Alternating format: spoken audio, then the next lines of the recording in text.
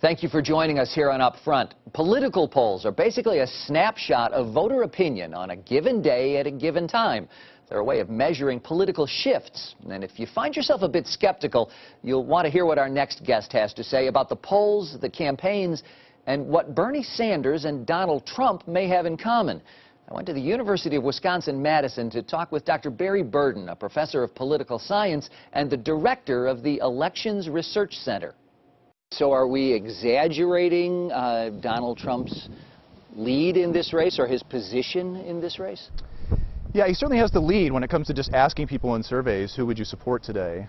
But that's very different from who will be there by the time the Iowa caucuses and the New Hampshire primary roll around.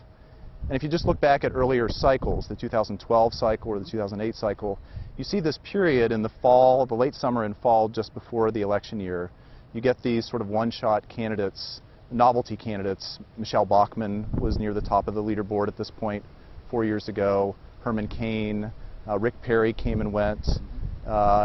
You know, so it's sort of the wrong time to be peaking. You'd like to be peaking just as the real voting starts to happen. Talk to me a little bit about where you see Scott Walker's position right now in this Republican race. He's in a good place. He's got natural advantages in Iowa because he has roots there. You know, lived there as a child from the neighboring state, and so actually some of the Wisconsin media market would slop over there and Iowans would know about him. He's getting endorsements from state legislators and county officials. He's visiting the fairs, made a lot of trips to the state. So I would expect him to finish in the top 3 there. And I think he really has to be viable. Frankly, the expectations are going to be high for him there. All right, let's talk about the Democratic race.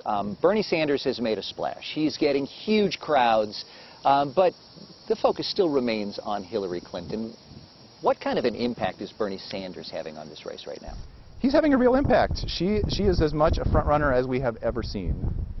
Off the charts in terms of endorsements that she's gotten from Democratic officials around the country, doing well in fundraising, obviously has the resume that you'd want for a presidential candidate and time in the White House itself. But he's giving her some difficulty. And you know, right now I think the Clinton camp is probably unhappy about that.